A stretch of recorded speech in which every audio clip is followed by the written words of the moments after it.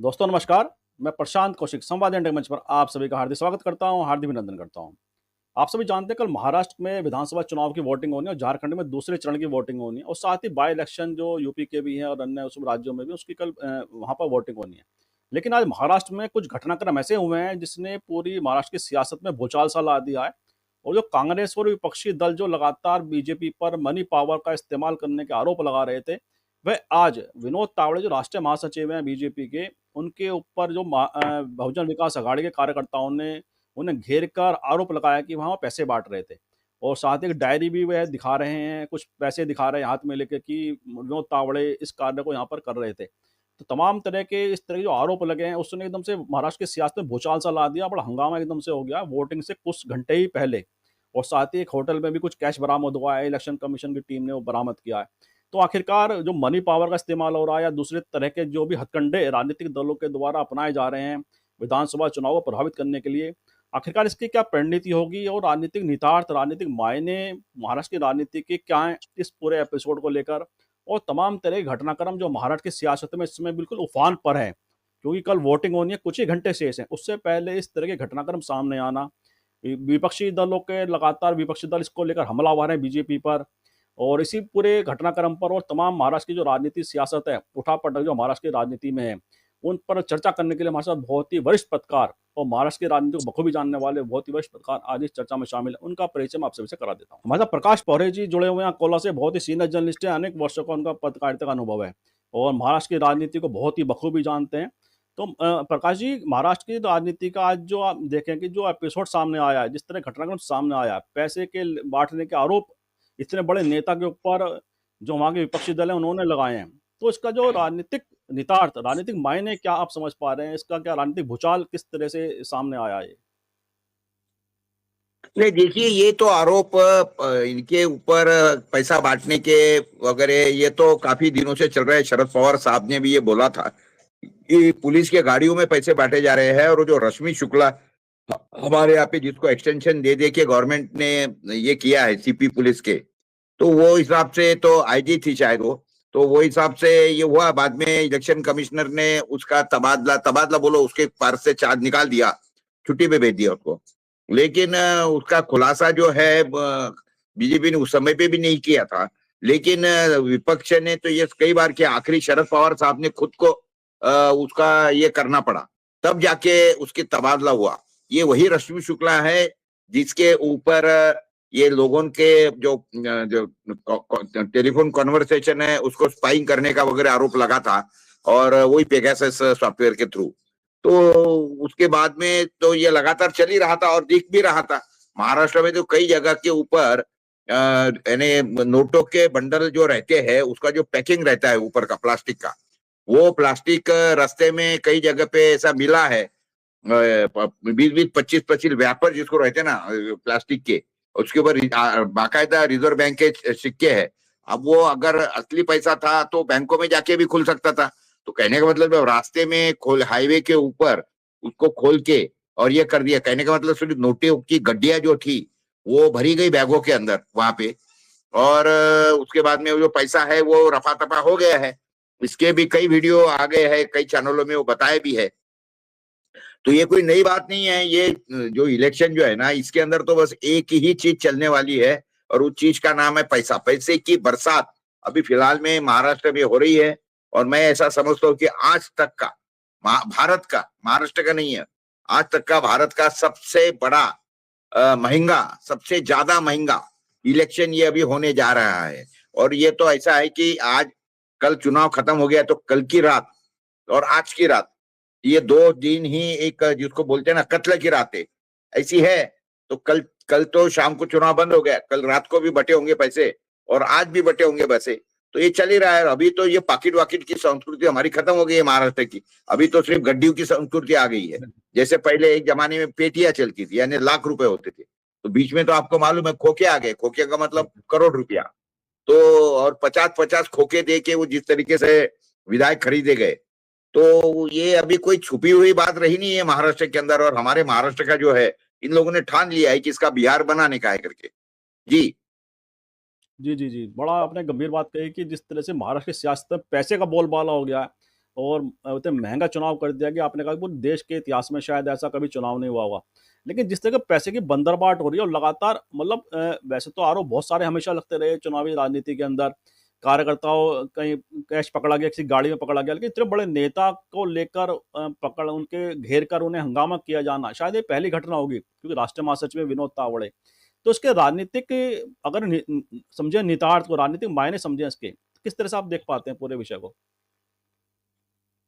नहीं, राजनीतिक मायने तो क्या बताना चाहिए, ये अभी जो महाराष्ट्र का जो कंप्लीट जो कल्चर है हमारे, वो कल्चर तो पूरी तरीके से बिगाड़ी दिया है। ये तो कई दिनों से दिख रहा है, जिस तरीके से पार्टियां तोड़ी गई, और एक नहीं दो दो पार्टियां तोड़ी गई। उसके बाद में जिस तरीके से ईडी है, या उसके बाद में ये चुनाव आयोग है, अभी तो कोई मशीनरी ऐसी बची नहीं है कि जो निष्पक्षता से काम करे। कि उनका काम जो चुनाव आयोग का काम क्या है, निष्पक्षता से काम होना चाहिए।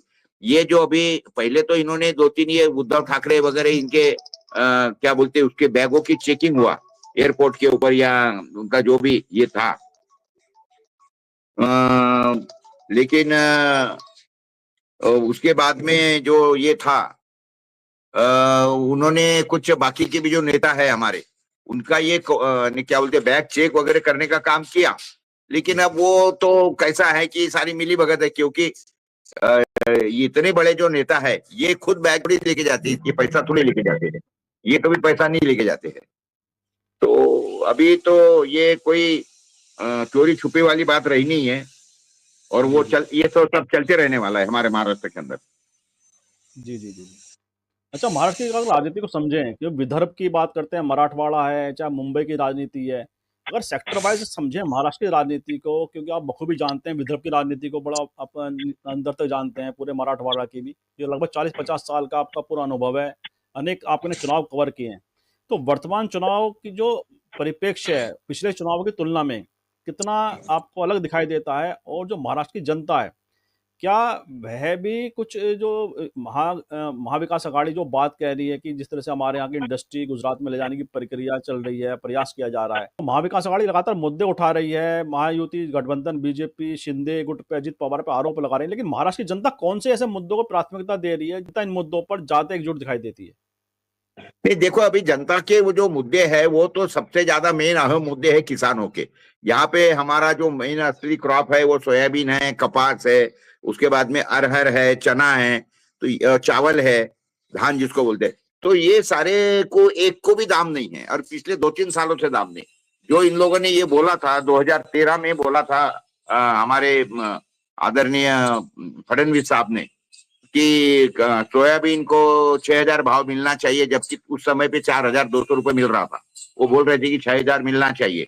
उसके बाद में कपास को 6,000 भाव था, तो वो बोल रहे थे कि नहीं, कपास को 10,000 भाव मिलना चाहिए, हमारी सरकार लाओ ये हम सब करेंगे। तो ये बातें थी। तो लेकिन आज परिस्थिति ऐसी है कि जो दाम इन्होंने बोले थे कि 6,000 मिलना चाहिए, जबकि 4,200 मिल रहे थे, आज सोयाबीन को जो भाव है वो 3,500 रुपया, 3,600 रुपया मिल रहा है। यानी 13 साल की बात बोल रहा हूं मैं आपको, 2013 और अभी चल रही 24, तो 11 साल के बाद में हमको उस समय के तो भाव छोड़ो, उससे भी कम भाव दाम मिल रहे हैं। जबकि महंगाई जो है वो चरम सीमा पे है। उसको लगने वाले खाद है, कीटनाशक है, ये फर्टिलाइजर, और अपना क्या बोलेंगे उसको, सीड है, तो ये सारे चीजों के दाम तो दुगने हो गए हैं।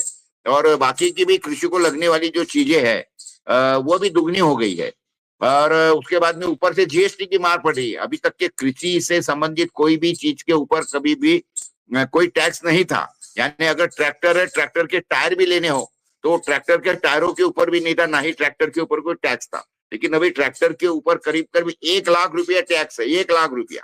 एक बार समझिए, जो किसान अगर ट्रैक्टर लेता है उसको 1 लाख रुपए का जीएसटी देना है। तो इस तरीके से सारा, जिसको बोलते हैं ना अंधाधुंधी, वो क्या बोलते हैं उसको, जिजिया, यानी क्या बोलते, मुगल राज अभी चल रहा है। मुगल राज ये मुसलमानों के नाम से बोलते हैं, लेकिन मुगल राज के अंदर जिजिया नाम का एक कर था। वो जिजिया कर जैसा था ना, वो भी इतना नहीं था। लेकिन अभी ये जो लोग हिंदू हिंदू मुसलमान करते हैं, ये तो खुद भी मुसलमानों का जिसका जो मुगलों का जिस समय पे जिजिया कर था, उससे भी ज्यादा जिजिया कर अभी फिलहाल के अंदर हमारे देश के अंदर किसानों पे लागू है।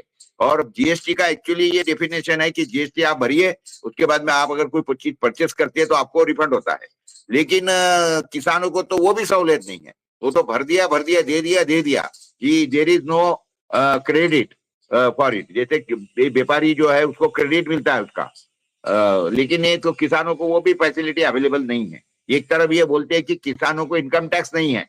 अरे इनकम टैक्स इनकम पे होता है भाई मेरे, किसानों को इनकम ही नहीं तो टैक्स कैसे भरेगा? हमारी तो मांग है कि किसानों के ऊपर आप इनकम टैक्स लगाइए, तो जाके किसानों को अकल आएंगी और किसान बताएगा कि देखिए मेरा इनकम नहीं है, माइनस है, घाटा चल रहा है मेरा।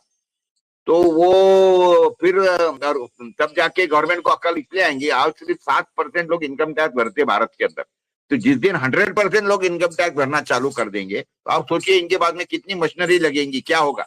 और उसमें से अगर 7% इनकम टैक्स भर रहे तो कहने का मतलब 93% इनकम टैक्स के रिफंड रिटर्न अगर ये लॉस के है तो सोचिए गवर्नमेंट को कितना बड़ा हेडेक हो जाएगा। तो इसीलिए गवर्नमेंट ये जो बड़ी बोलते हैं ना किसानों को तो हम कोई इनकम टैक्स नहीं लगाते। अभी तो लगाओ, मेरी मांग है, लगाओ इनकम टैक्स। अभी इनकम ही नहीं है तो टैक्स कहां से लगा रहेंगे? ये इतने नालायक है लोगों को बहकाने के अंदर और लोगों को बेवकूफ बनाने के लिए जिसकी कोई हद नहीं है।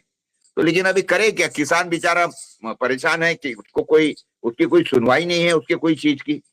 तो वो अभी चल रहा है, हम बोलते हैं इसको अंधा अंधा अंधा पीस रहा है। और की बात है, अंधा पीछे और कुत्ता खाए। जी, जी, जी, जी। बड़ी आप गंभीर बात कह रहे हैं, कि लगातार क्योंकि जिस तरह से आर्थिक रूप से अगर हम बात करें, एक बड़ा इतना अंतर दिखाई देता है। एक वर्ग तो लगातार पैसे वाला होता जा रहा है, अमीर होता जा रहा है, एक दूसरा वर्ग संघर्ष कर रहा है अपने आम जीवन के ज़रूरतों को पूरा करने के लिए। ये बड़ा विषय है। और ख़ास तौर से अगर मुंबई की बात करें, जैसा आपने कहा कि जो अजित पवार की बात करें या पंकजा मुंडे ने जिस तरह से लगातार बीजेपी के नेताओं के जो नारे उन्होंने वहाँ गड़े आके जो नारे दिए, उसका लगातार विरोध भी किया है। तो ऐसे महायुति के अंदर कुछ फ्रैक्शन दिखाई देता है और महाविकास अघाड़ी की तुलना में, तो क्या उसका नुकसान महायुति को हो सकता है? क्या लगता है आपको? देखिए यहाँ पे इन्होंने योगी आदित्यनाथ को लाया था, तो योगी का तो एक ही नारा फेमस है, आपको पता है, बटेंगे तो कटेंगे। तो उसके ऊपर तो अजित पवार ने बोल दिया कि ये नारे वारे यहाँ चलने वाले नहीं है, और इसीलिए उसने ना योगी आदित्यनाथ को बुलाया, नहीं कोई बीजेपी को नेता को उसकी जो भी कॉन्स्टिट्यूंसी है जहाँ पे उसके उम्मीदवार खड़े हैं वहां पे बुलाया।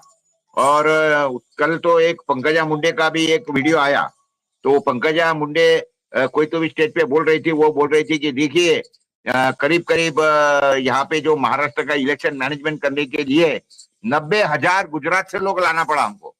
तो यानी गुजरात के 90,000 लोग आए हुए हैं महाराष्ट्र में इलेक्शन मैनेजमेंट करने के लिए। अब इलेक्शन मैनेजमेंट माने क्या करने वाले हैं ये भी पहले देखना चाहिए। लेकिन कल वो पंकजा मुंडे बोल गई एक सभा में, और वो बोल रही थी कि भाई साहब जैसे आप आए हो गुजरात से उस तरीके से मुझे पता है, आपने बताया कि 90,000 लोग आए हैं गुजरात से। अब सोचिए अच्छा। कितना सीरियस इशू है, ये बहुत सीरियस इशू है। बिल्कुल सही कह रहे हैं, बड़ा सीरियस गंभीर गंभीर विषय है। और लगातार जो तमाम तरह की जो राजनीतिक उठापटक महाराष्ट्र में हो रही है, उसमें बहुत सारी राजनीतिक जो कितनी सारी रणनीति बनती हैं या कितनी चतुराई होती है, वह उसको उजागर भी करता है। किस तरह से राजनीति में एक दूसरे पर हावी होने के तमाम प्रयास होते हैं। अच्छा, शरद पवार की बात करें, शरद पवार तो सबसे सीनियर लीडर है महाराष्ट्र के। और लेकिन जिस तरह से इस उम्र के 84-85 साल के आसपास के शरद पवार हैं, लेकिन इस उम्र में जिस तरह से वह राजनीतिक प्रतिबद्धता दिखा रहे हैं, अतीत सक्रियता दिखा रहे हैं, और महाराष्ट्र के अंदर उनके प्रति कहीं न कहीं सम्मान का भाव वहाँ के वोटर्स में है, वहाँ के मतदाताओं में, वहाँ की जनता के अंदर है। तो शरद पवार की भूमिका क्या सबसे बड़ा गेम चेंजर की फैक्टर बनने जा रही है महाराष्ट्र की राजनीति में इस बार? बिल्कुल बिल्कुल बनने जा रही है। देखिए अगर आप आज के घड़ी में महाराष्ट्र के अंदर अगर कौन कद्दावर नेता है तो उसका नाम आपको पता है, एक ही आदमी है शरद पवार की, जिसकी शब्दों को कीमत है। शरद पवार बोले और ये भला ही वो सत्ता में हो या नहीं हो, लेकिन वो जैसा बोलेंगे वैसे ही होगा। हालांकि वो तो अभी फिलहाल में राज्यसभा के सदस्य है, लेकिन आपने देखा ये इस तरीके से उनकी पार्टी तोड़ने के बाद में अजित पवार इतने विधायक उनके लेके गए, लेकिन उसके बाद में आपने देखा है पार्लियामेंट के अंदर क्या हुआ। पार्लियामेंट के अंदर सबसे ज्यादा स्ट्राइक रेट उनका रहा, 10 आदमी खड़े करे, 8 चुन के लाए। और वही परिस्थिति उद्धव ठाकरे की भी रही। उद्धव ठाकरे की इतने विधायक क्या सांसद तोड़ के लेके जाने के बाद में उद्धव ठाकरे के भी कितने सांसद आए आपको मालूम है? 17 सांसद उसके चुन के आए। तो ये बहुत बड़ी बात है। तो अभी तो करीब करीब ये महाविकास आघाड़ी के पास में 30 से 31 सांसद है और उनके पास में मात्र 17 है। तो ये जो असर दिख रहा है ये इसी का है कि इन्होंने जो चालें चली है ये उल्टी पड़ी है। हमारे देवेंद्र फडणवीस ने जो भी चालें चली है, या अमित शाह के कहने से उन्होंने जो चालें चली है, ऐसा मैं बोलूंगा, क्योंकि अकेले देवेंद्र फडणवीस तो ये कर नहीं सकते जब तक कि उनको ऊपर से ये नहीं है। तो ये जो भी करा है, ये सारा का सारा जो पर्दे के पीछे का आदमी ये तो अमित शाह है। लेकिन अमित शाह ने जो भी चालें चली है वो सारी उल्टी पड़ी है, क्योंकि अमित शाह जो करते हैं वो सिर्फ उत्तर प्रदेश या बिहार ये वो सब देख के उनको लगता है कि वहां पे जैसी लोगों में नीतिमत्ता नहीं है। उनको ऐसा लगता है कि यही यही जो डाव है, या गुजरात में भी ऐसी ही है, वो तो पैसा बता दो और कुछ भी खेल करवा लो। लेकिन महाराष्ट्र में ऐसा नहीं है, यहाँ पे लोगों का जमीर जिंदा है अभी भी। तो इसीलिए वो उनके जो डाव चले वो सारे फेल हो गए हैं यहाँ पे। जी जी जी जी।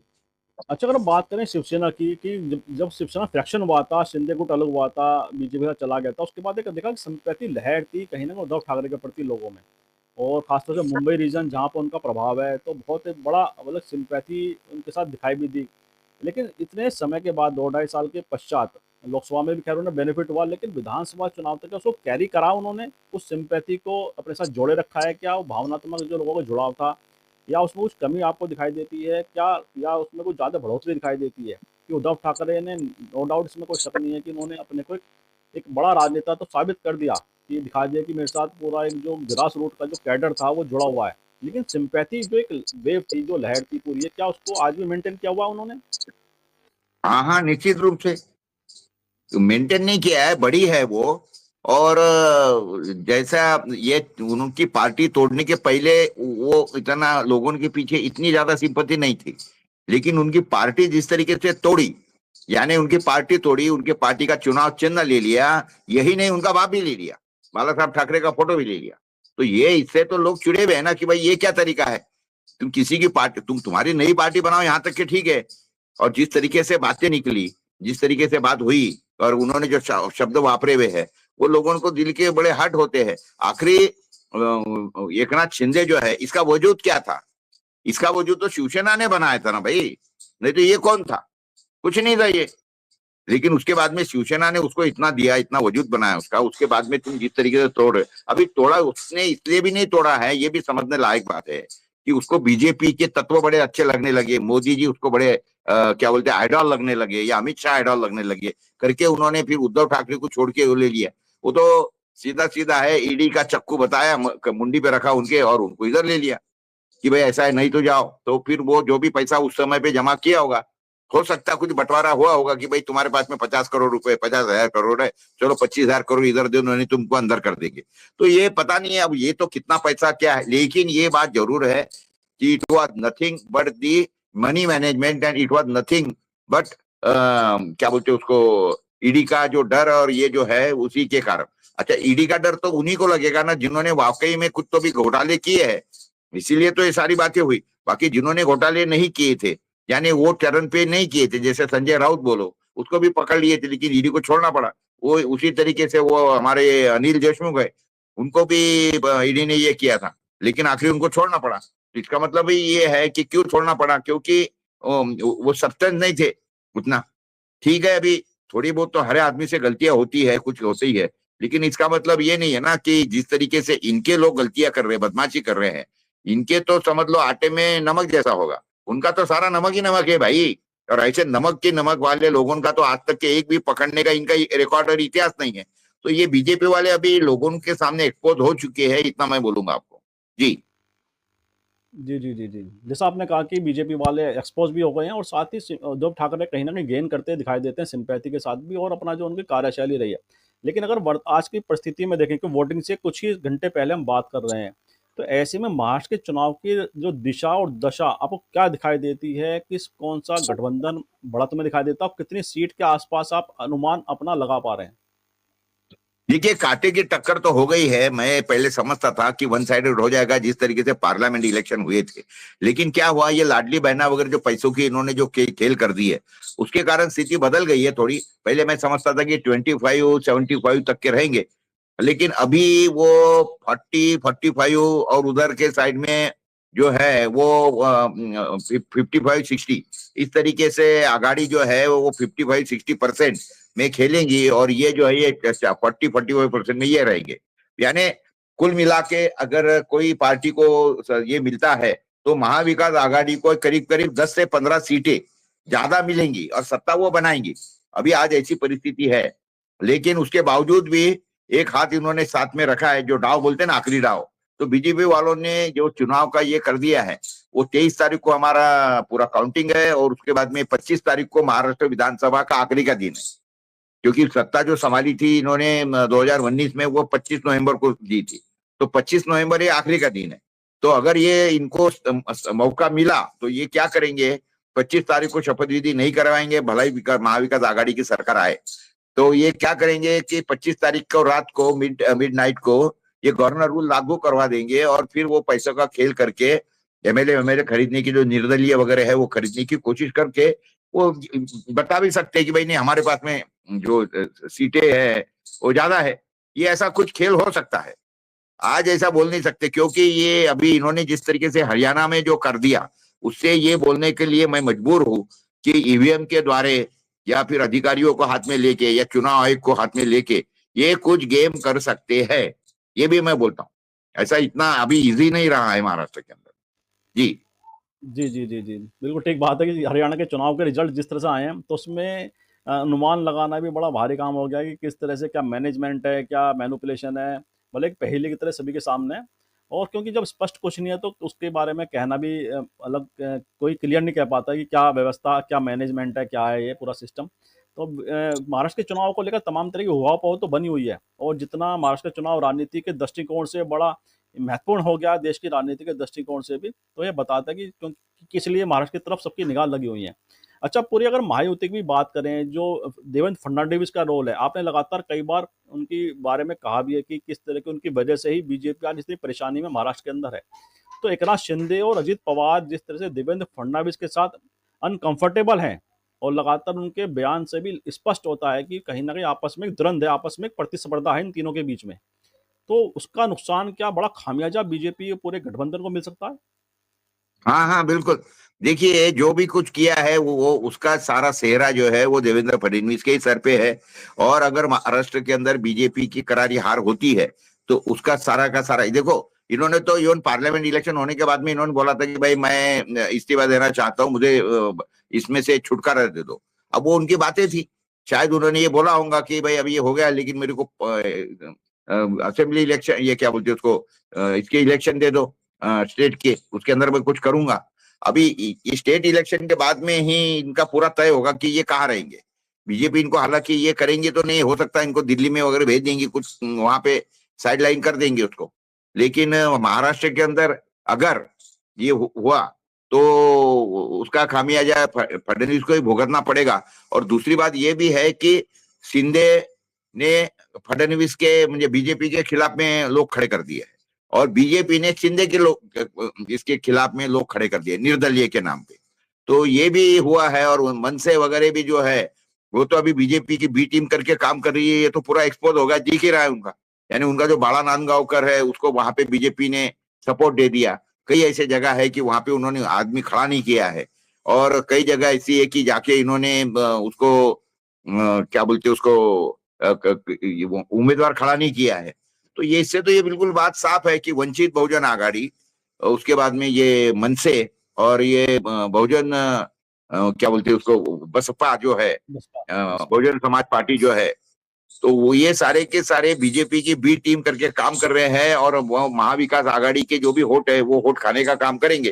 तो ये भी एक शक्यता है। उसके कारण चुनाव जो है, अब ये लाडली बहना वगैरह जो है, इसके कारण ये चुनाव जो है ये भयंकर ज्यादा क्या बोलते हैं उसको, कांटे का टक्कर हो गया है पूरा का पूरा। जी जी, जी, जी। वास्तव में सही कह रहे हैं कि एकदम कांटे की लड़ाई है और नेक टू नेक फाइट है, तो कहीं भी चुनाव जा सकता है। अंतिम समय तक जो अपना मैनेजमेंट ठीक रखेगा या रणनीतियों पर लगातार अपनी निगाह रखेगा, काम करेगा, वह कहीं न कहीं बढ़त बना सकता है। और तमाम तरह की आपने बातें कही हैं पूरे महाराष्ट्र के चुनाव को लेकर, क्या घटनाक्रम किस तरह की चुनावी जो राजनीति किस दिशा में जा सकती है।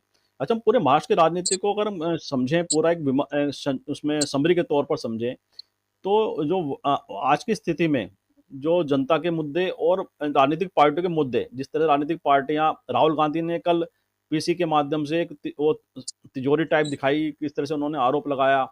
तो ये सब मतलब आदमी तक क्या, एक सामान्य व्यक्ति तक पहुंच रहे हैं मुद्दे, जो दल उठा, पॉलिटिकल पार्टी जो मुद्दे उठा रही हैं, क्या वो आम आदमी को हिट करते दिखाई देते हैं? जो राहुल गांधी ने कल प्रेस कॉन्फ्रेंस के माध्यम से जो आरोप लगाया, क्या वो मतलब एक आम सामान्य व्यक्ति तक पहुंच रहे हैं? क्या उन्हें हिट कर रहे हैं वो मुद्दे?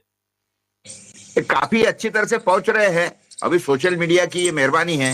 हालांकि हालांकि चैनल तो कुछ बता नहीं रहे, लेकिन सोशल मीडिया के द्वारा ये सारी बातें लोगों तक के पहुंच तो रही है।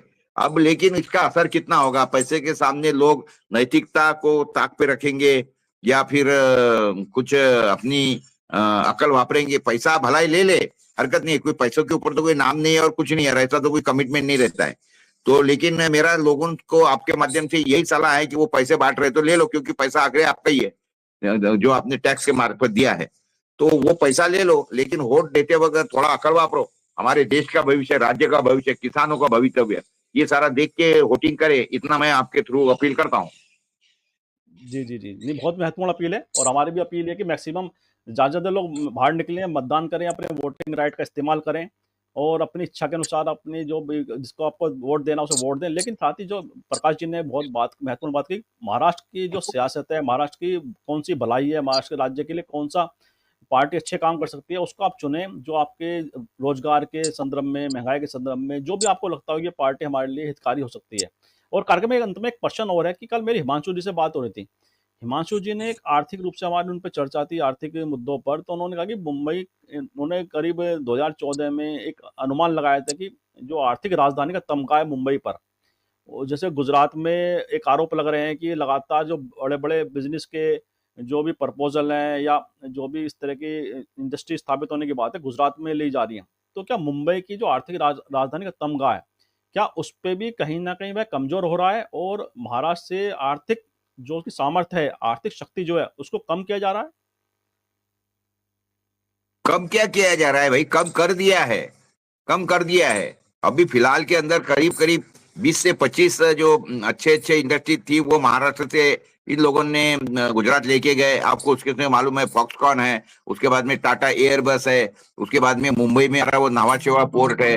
तो ये जो सारी, ये जो है अच्छे अच्छे उसके बाद में ये गोल्ड डायमंड का होगा, कपड़े का होगा, ऐसे कई चीजें ये महाराष्ट्र से ये लोग फाइनेंशियल जो हमारा ये था, यहाँ पे हब था, वो भी पूरा का पूरा वहां गुजरात लेके गए हैं।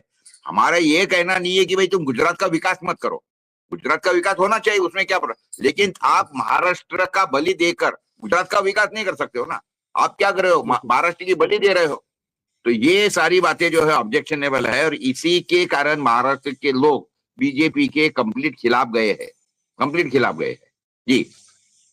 जी, जी, जी। बिल्कुल, बिल्कुल सही कहा आपने कि किसी के साथ उसका हक लेके दूसरे को हक देना कहीं भी न्याय संगत नहीं है। आप गुजरात में कहीं भी पूरे देश में कहीं भी इंडस्ट्री स्थापित करिए, लेकिन दूसरे स्टेट से उठाकर नहीं, आप वहाँ पे नए प्रोजेक्ट लाइए। जिस स्टेट का जो हक है उसे वो दीजिए, इसमें कोई दो राय नहीं है। सबको बराबर आपको न्याय संगत सबके लिए कार्य करना चाहिए, इसमें कोई दो राय नहीं है। और इन्हीं शब्दों से आज ये आपको विराम भी दें। मोदी जी जी, ने ये नहीं भूलना चाहिए कि वो भारत के पंतप्रधान है। वो गुजरात के ना ही मुख्यमंत्री है, ना ही गुजरात के पंतप्रधान है। वो जो काम कर रहे हैं ना, वो इसी तरीके से काम कर रहे हैं कि जैसे कि वो गुजराती है करके उनको गुजरात का ही विकास करना है। और मैं ऐसा समझता हूं कि वो अभी फिलहाल में पूरी तरह से वो अमित शाह जी के हाथ की कठपुतली बन गई है।